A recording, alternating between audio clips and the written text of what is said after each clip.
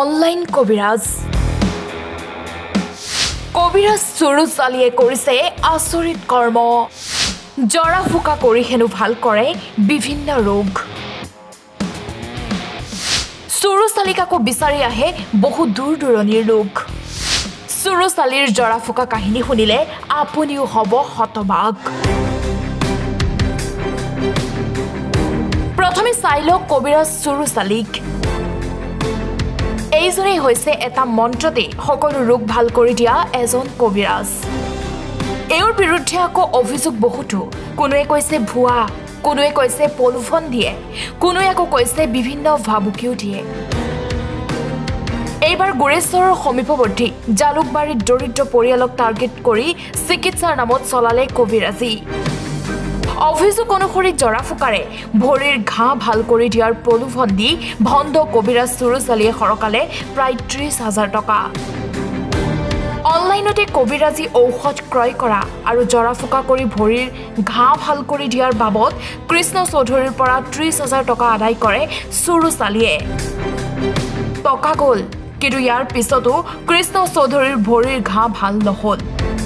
যাৰ ফলত টকা ঘূৰাই বিচাৰে চৌধুৰীৰ পত্নী আৰু আত্মীয়ৰ লোকে তাৰমানে সৰু পাউটো অলপ ফিক্সি তেওঁ মোক খাৱৰে কৈছে কিবা কবিৰাজ আছে নেকি মই কৈছোঁ আমাৰ ফালে কবিৰাজ আছে দেখাব পাৰা কিন্তু ইমান ৰিস্ক ল'ব নহয় পিছত সিহঁতে পেলপিলি লৈ পেলাই কবিৰাজ যাব গৈছে লৈ গৈছি মই গড়টোত লৈ গৈছোঁ পিছত সি কৈছে কয় ৩ ফল লৈ যায় ফালে মই আকৌ ফল মূল কিনবা গৈছোঁ যাওঁতে ফল লৈ আহিছোঁ সিহঁতৰ ঘৰত আহোঁতে কবিৰাজে কৈছে যোৱাই যদি এতিয়া যদি কবিৰাজী যদি যাবি নহয় কিবা যদি তাৰমানে এটেণ্ড থাকে তাহলে মই চিকিৎসা নকৰোঁ সেইটো কোৱাৰ পিছত মই আৰু নাই তাতে মই ঘৰত আহি গৈছোঁ সিহঁতক পানী পৰা চানি পৰা দিছি আৰু ৫,০০০ টকা খুজিছে সিহঁতক মই কৈছোঁ দুখীয়া মানুহ কেনেকৈ দিব পইচা কয় দিব লাগিব এইটো ঔষধ অনলাইনৰ পৰা কিনি আনিব লাগিব ৰঙিয়াৰ পৰা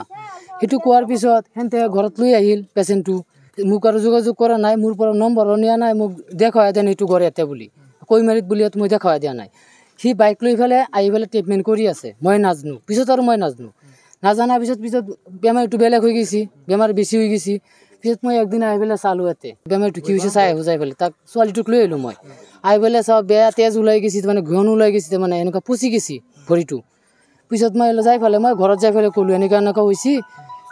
শ্যামলক মাতি আনিলোঁ